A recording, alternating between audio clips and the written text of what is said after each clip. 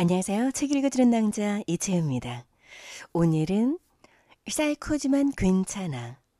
김수연, 서예지 주연의 TVN 토일 주말 드라마가 정말 인기리에 방영이 되고 있는데요. 고문형 엄마의 나비 브로치, 그리고 나비에 대한 트라우마로 고통을 받고 있는 상태. 사이코지만 괜찮아에서는 동화를 새로운 재해석 그리고 적절한 비유로 편마다 소개가 되고 있기도 한데요.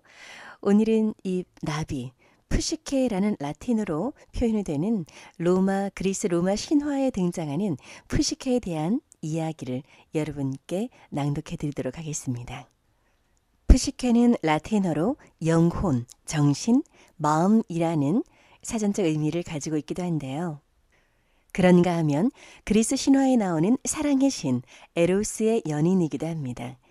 로마 신화에서 큐피드와 사랑을 나눈 공주 푸시케. 지나친 호기심으로 에로스와의 사랑이 파국을 맞고 죽음과 같은 잠에 빠졌으나 에로스가 제우스에게 빌어서 잠에서 깨어나고 불멸의 여신이 되었습니다. 푸시케는 영어로는 사이코라고도 표현이 되는데요. 신의 반열에 오른 인간으로 구분이 되고 영혼, 호기심이라는 상징이 있으며 숨, 호흡이라는 어원을 갖고 있기도 합니다. 그리고 서풍, 봄바람이라는 자연현상과도 관련이 있습니다. 푸시케는 이름이 알려지지 않은 어느 왕의 딸로 인간에게 불사의 존재로 변한 뒤 쾌락의 여신 볼루타스를 낳았습니다.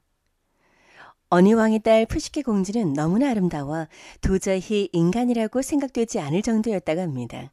심지어 그녀를 여신으로 숭배하는 사람들조차 있었죠.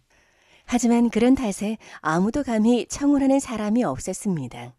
낙심한 아버지는 신탁의 조언을 구했고 신탁은 그녀를 신부로 단장하여 암벽에 버리면 무서운 괴물이 나타나 그녀의 신랑이 될 것이라고 말했습니다. 왕은 몹시 슬펐지만 신탁을 따를 수밖에 없었습니다. 여기에는 감춰진 뒷이야기도 있는데요. 푸시케가 사람들에게 미의 여신으로 추앙받는 것을 보고 질투심에 사로잡힌 아프로디테는 아들 에로스를 시켜 그녀를 가장 추한 남자와 사랑에 빠지게 하라고 시킵니다. 하지만 어머니의 명을 실행하러 간 에로스는 막상 푸시케를 보자 자신이 사랑에 빠지고 말았습니다. 그래서 에로스는 자신이 푸시케를 차지하기 위해 아폴론에게 부탁하여 푸시케의 아버지에게 그와 같은 신탁을 내려달라고 했다는 것입니다. 예쁘게 신부로 단장하고 홀로 암벽에 남겨진 푸시케는 두려움과 슬픔에 떨고 있었는데 후련히 서풍 제피로스가 불어와 그녀를 인적이 없는 깊은 골짜기에 아늑한 풀밭 위에 내려놓았습니다. 푸시케는 곧 잠이 들었습니다. 얼마 후 잠에서 깬 푸시케는 자신이 황금과 상아로 지은 호화로운 궁전에 있는 것을 발견합니다. 그리고 어디선가 자신을 그녀의 노예라고 소개하는 음성이 들려오더니 그녀의 시중을 드는 것이었습니다. 그런 신기한 일들이 일어나는 가운데 어느덧 밤이 되었습니다. 푸시케는 곁에 누군가 와서 눕는 것이 느껴졌습니다. 신탁이 말한 그녀의 남편이었습니다. 비록 얼굴을 볼 수는 없었지만 겁내던 괴물은 아닌 듯 했습니다. 그는 푸시케에게 다정하게 대해 주었습니다. 하지만 얼굴은 한사코 보여주려 하지 않았습니다. 그러면서 그녀가 얼굴을 보려 하면 영영 그를 잃게 될 것이라고 경고했습니다. 그 뒤로 남편은 자신의 정체를 드러내지 않은 채 밤마다 찾아와 그녀를 기쁘게 해주었습니다. 푸시케는 낮이면 화려한 궁전에서 음성들의 시중을 들으며 부족함이 없이 생활했고 밤이면 어둠 속에서 남편과 즐겁게 지냈습니다. 이렇게 행복한 나날을 보내는 가운데 푸시케는 문득 가족이 그리워졌습니다. 자신이 괴물에게 끌려가 죽었을 것이라고 믿고 있을 부모를 생각하니 가슴이 미어졌습니다. 그녀는 남편에게 부모를 만나러 가고 싶다고 말했습니다. 하지만 남편은 그것은 너무나 위험한 일이므로 가지 말라고 만류했습니다. 그래도 푸시케는 뜻을 굽히지 않았고 마침내 남편의 내키지 않는 승낙을 얻어냈습니다. 다시 제피로스가 날아와 푸시케를 처음에 암벽으로 데려다 주었고 그녀는 손쉽게 집을 찾아갈 수 있었습니다. 푸시케가 살아 돌아오자 집안에는 경사가 났습니다. 그 사이 시집간 그녀의 언니들도 모두 그녀를 보러 친정을 찾아왔습니다. 하지만 언니들은 그녀의 행복한 모습과 그녀가 가져온 값비싼 선물들을 보자 곧 질투심에 사로잡혔습니다. 언니들은 동생의 마음속에 의심을 불어넣었고 푸시케는 결국 아직 남편의 얼굴을 한 번도 보지 못했다는 고백을 하고 맙니다. 언니들은 몰래 등불을 숨겨두었다가 밤중에 남편의 얼굴을 비춰보라고 그녀를 꾀었습니다. 푸시케는 집으로 돌아가 언니들이 시킨 대로 잠든 남편의 얼굴을 등불로 비춰보았습니다. 남편은 너무나도 아름다운 소년의 모습을 한 사랑의 신 에로스였습니다. 푸시케는 그 아름다움에 취하여 하염없이 바라보다 그만 뜨거운 기름을 한 방울 남편의 몸에 떨어뜨렸고 잠에서 깬 에로스는 그대로 사라지고 말았습니다. 푸시케는 잃어버린 에로스를 찾아 온 세상을 헤맸습니다. 그녀는 에로스의 어머니인 아프로디테 여신의 궁전까지 찾아갔지만 푸시케의 아름다움을 질투한 아프로디테는 남편이 있는 곳은 가르쳐주지 않고 온갖 씨앗들이 뒤섞인 더미에서 곡식 나달을 가려내는 일, 사나운 야생 양들의 등에 자라는 황금 양털을 거두는 일, 심지어 하계의 입구에 흐르는 스틱스 강물을 퍼오는 일 등 온갖 힘든 일로 그녀를 괴롭혔습니다. 아프로디테는 푸시케가 이 모든 일들을 척척 해내자 이번에는 아예 저승에 들어가서 페르세포네로부터 젊음의 샘물이 든 물병을 가져오라고 시킵니다. 푸시케는 이것이 자기의 죽음을 뜻하는 일이라는 것을 알았지만 다시 온갖 역경을 극복하고 저승에 가서 페르세포네에게서 물병을 얻어내는데 성공합니다. 페르세포네는 물병을 주면서 절대로 뚜껑을 열어보지 말라고 했지만 푸시케는 다시 호기심을 참지 못하고 뚜껑을 열어보았고 그 벌로 깊은 잠에 빠지고 맙니다. 한편 아프로디테의 궁전에 갇혀 지내고 있던 에로스는 푸시케를 찾을 수가 없었습니다. 그는 다시 푸시케를 찾기로 결심하고 어머니의 궁전을 빠져나갔습니다. 에로스는 푸시케가 마법의 잠에 빠져 있는 것을 보고는 자신의 화살을 쏘아 그녀의 잠을 깨우고 올림포스로 날아가 제우스에게 인간 여성과의 결합을 허락해 달라고 간청했습니다. 제우스는 기꺼이 이를 허락하고 푸시케를 불사의 몸으로 만들어 주었습니다. 불사의 여신이 된 푸시케는 아프로디테와도 화해했고 올림포스에서는 두 신의 성대한 결혼식이 거행되었습니다. 푸시케와 에로스 사이에는 쾌락의 여신 볼루타스가 태어났습니다. 푸시케의 신화는 그리스 신화 중에서 특히 허구적 요소가 강합니다. 신화의 등장인물들이 대부분 구체적인 혈통을 지닌 데 반해 푸시케는 그냥 어느 왕의 딸이라고만 전해집니다.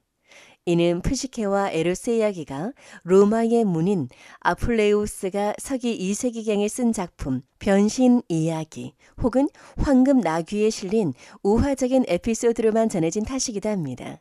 하지만 기원전 4세기의 헬레니즘 조각에도 푸시케와 에로스가 커플로 등장하고 있으므로 이 신화를 단지 아플레우스의 허구적 창작물로 간주하기는 힘들어 보입니다. 에로스, 사랑을 접한 푸시케, 인간의 영혼이 지나친 호기심을 억제하지 못해 파국을 맞이하지만 진정한 사랑의 간절함과 노력으로 이를 극복하고 행복한 결말에 이른다는 아플레우스의 스토리는 일종의 비유이자 철학적 동화로 후대에 커다란 반향을 일으켰습니다. 푸시케는 첫 번째 과제로 온갖 곡물이 뒤섞인 거대한 곡식 더미를 종류별로 분류하면서 분별을 배웁니다. 다음 과제로 사나운 양들의 황금 양털을 가져오는 것에서 푸시케는 갈대가 가르쳐준 대로 나뭇가지에 걸린 황금 양털을 거두어 드립니다. 이 과정에서 자연의 힘에 정면으로 맞서지 않는 법을 배우죠. 그리고 세 번째 과제에서 그녀는 부탁하는 법과 한계를 분명히 하는 법을 배웁니다. 스틱스 강의 한가운데서 가져온 물로 크리스탈 잔을 채우면서 한 번에 인생의 한 국면에 집중하는 법을 배웁니다. 네 번째 과제에서 그녀는 친절을 베풀고 싶은 마음을 누르는 법을 배웁니다. 지하 세계로 내려가는 길에서 자신의 주위를 분산시키는 이들을 돕기를 거절합니다. 지하 세계에서 그녀는 페르세포네한테서 아름다움이 담긴 상자를 구해 아프로디테에게 가져가야 하는데요. 이 과정에서 푸시케는 자신이 인간에 불과하다는 것을 일깨워주는 실패를 경험하고 자신이 할 수 없는 일에 분명하게 선을 긋고 원치 않는 일에는 아니요라고 거절합니다. 그녀는 완전한 존재가 되기 위해 자신이 오랜 삶의 방식을 버려야 합니다. 이런 시련을 겪는 내내 푸시케는 도움을 받는데요. 개미들이 씨앗을 분류해주고 갈대가 황금 양태를 모을 수 있는 방법을 알려주고 독수리가 크리스탈 잔을 채워주고 탑이 지하세계로 내려가는 여정을 가르쳐줍니다. 마지막에 에로스는 푸시케를 죽음과도 같은 잠에서 구출해 올림푸스 산으로 데려가 여신이 되게 합니다. 자유자재로 변신할 수 있는 에로스는 푸시케의 조력자들 중 한 명입니다. 푸시케는 그리스어로 나비라는 의미와 영혼이라는 의미를 가지고 있죠. 영혼 불면의 상징으로서 나비만큼 인상적이고 아름다운 것도 없을 겁니다. 나비는 배로 느릿느릿 기어다니는 모충인 애벌레의 상황을 끝마치면 자기가 누워있던 누에고치 속에서 아름다운 날개를 파닥거리면서 날아오르게 되죠. 그리고 밝은 대낮에 훨훨 날아다니면서 따스한 햇살 아래 더없이 향기롭고 감미로운 대자연의 품에서 먹고 쉬고 잠이 듭니다. 그러니까 푸시케는 가진 고난을 거치고 정화된 후에야 진정 순수한 행복을 누릴 수 있는 영혼의 상징인 것이죠. 고난 뒤에 찾아오는 행복의 느낌을 그래서 푸시케의 정화라고도 합니다. 푸시케의 정화는 갖은 고생 끝에 자기의 목표를 달성한 순간 눈물을 흘리는 것과 같은 심리 상태입니다. 심리학의 원인 이렇듯 에로스와 푸시케의 신화에서 그 근원을 찾을 수 있습니다. 푸시케에서 연유된 그리스어 푸사이는 그래서 심리학을 상징하는 약호로 지금까지 사용되고 있기도 합니다. 트라우마를 이겨내는 아름다운 성장기. 사이코지만 괜찮아에서 고문영의 동화 악몽을 먹고 자란 소년의 이런 글이 나오죠. 아프고 고통스러웠던 기억, 처절하게 후회했던 기억, 남을 상처 주고 상처받았던 기억, 버림받고 돌아섰던 기억. 그런 기억들을 가슴 한구석에 품고 살아가는 자만이 더 강해지고 뜨거워지고 더 유연해질 수 있지. 행복은 바로 그런 자만이 쟁취하는 거야. 그러니 잊지 마. 잊지 말고 이겨내. 이겨내지 못하면 너는 영혼이 자라지 않는 어린애일 뿐이야. 이런 의미심장한 글이 나오는데요. 푸시케는 그래서 그런 온갖 시련을 겪고 이겨내고 아름다운 진정 행복한 삶을 구할 수 있다는 건데요.